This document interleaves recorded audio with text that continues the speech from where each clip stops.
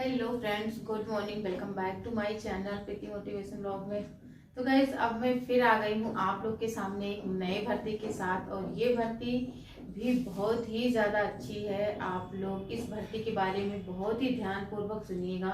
और अगर आप इस भर्ती के लिए एलिजिबल हैं तो आप फॉर्म को जरूर फिल करिएगा। तो चलिए अब हम लोग देर ना करते हुए अपने टॉपिक की तरफ चलते हैं। तो गाइस, जैसा कि आपको पता है, ये यूपीपीएससी के द्वारा बीईओ की परीक्षा कराई जाती है। बीईओ का फुल फॉर्म होता है ब्लॉक एजुकेशन ऑफिसर, और हिंदी में इसे बोलते हैं खंड शिक्षा अधिकारी। तो गाइस, आपको पता है कि ये भर्ती 2019 में आई है, और फिर 2019 के बाद में अब आने का आसार दिख रहा है। और इसका नोटिफिकेशन और इस भर्ती का नोटिफिकेशन बहुत ही जल्द आ जाएगा। तो आप लोग अगर एलिजिबल हैं तो फॉर्म को फिल करिएगा। और गाइस, जो मैं अभी इंफॉर्मेशन देने जा रही हूँ ये 2019 के बेसिस पर ही देने जा रही हूँ। और जब नोटिफिकेशन आता है तो कुछ चेंजेस अगर हो जाता है तो मैं आपके लिए वो वीडियो भी जरूर लेकर के आऊंगी। तो चलिए आप गाइस, अगर हम इसमें योग्यता की बात करें तो आप लोग देख सकते हो, योग्यता जो है वो ग्रेजुएशन के साथ आपका बीएड होना चाहिए। किसी भी मान्यता प्राप्त विश्वविद्यालय से आपका ग्रेजुएशन होना चाहिए और उसके साथ आपका बीएड होना चाहिए। अब इसमें प्रश्न उठेगा कि डीएलएड वाले बच्चे क्या करें। तो अभी डीएलएड वालों को इसमें इंक्लूड नहीं किया गया है, केवल बीएड वालों को इंक्लूड किया गया है। तो अभी जैसा हमने बताया कि अगर नोटिफिकेशन आता है डीएलएड वालों को लिया जाता है तो मैं आपको जरूर बताऊंगी, बट अभी 2019 के अनुसार ऐसा कुछ भी नहीं है। और एज की बात करें तो इसमें एज जो है वो 21 से 40 साल के बीच में आपका एज रहना चाहिए। जब भी नोटिफिकेशन आता है तो उस टाइम से काउंट किया जाता है, और उससे 21 साल से लेकर के 40 साल के बीच में आपका एज होना चाहिए। और आपको एज रिलैक्सेशन भी मिल जाता है अगर आप पीएच हो या सीनियर सिटीजन या भूतपूर्व सैनिक रह चुके हैं, तो इसमें भी आपको एक छूट मिल जाता है एज को लेकर के।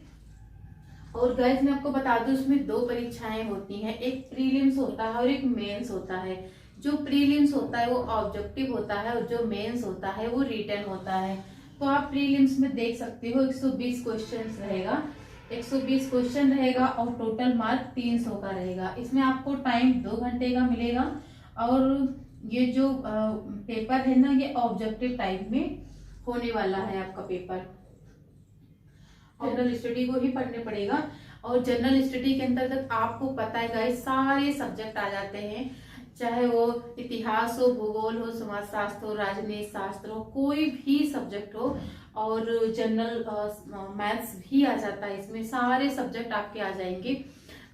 आप लोगों में से जितने लोग भी हमारा वीडियो देख रहे हैं, सब लोग पेपर दे रहे हो, तो आप लोग जानते हो कि जनरल स्टडी में कोई भी पार्ट ऐसा नहीं है कि जो छूटता हो। तो इतना तो आप लोग समझ सकते हो कि जनरल स्टडी के अंतर्गत टोटल चीजें पूछी जाती हैं। और हाँ, अगर आप चाहते हो कि सिलेबस भी बताएं तो हम सिलेबस भी लगा देंगे स्क्रीन पर, या इसके लिए मैं नेक्स्ट वीडियो में ले आऊंगी। क्योंकि जनरली बोर्ड पर सिलेबस लिखना इतना आसान नहीं होता है। तो कम से कम इस पेपर में ही, फर्स्ट पेपर में ही कम से कम 12 टॉपिक हैं, और इसमें भी 10-12 टॉपिक है, तो लिखना इतना आसान नहीं होता है। तो बस इसीलिए मैं लिख करके नहीं लाई हूँ। और अब मैं बात करती हूँ मेंस की। तो अभी हमने बताया कि जो आपका मेंस है वो रिटन होगा, और इसमें भी जनरल स्टडी पूछा जाएगा, और जनरल हिंदी पूछा जाएगा, और आपका एसए होगा।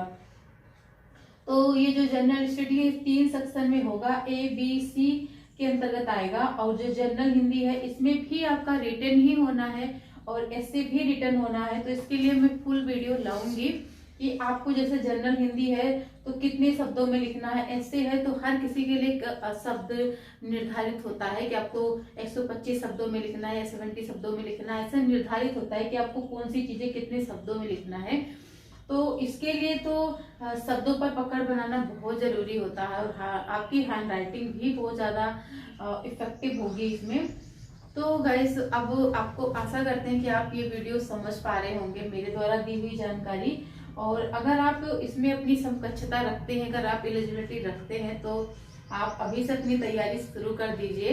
अभी आप थोड़ा बहुत पढ़ेंगे, धीरे धीरे एक धार देंगे अपनी पढ़ाई को, और जब ये भर्ती आएगी तो तेज रफ्तार पकड़ लेगी। और जब भर्ती आती है तो जल्दी ही परीक्षा भी करा ली जाएगी।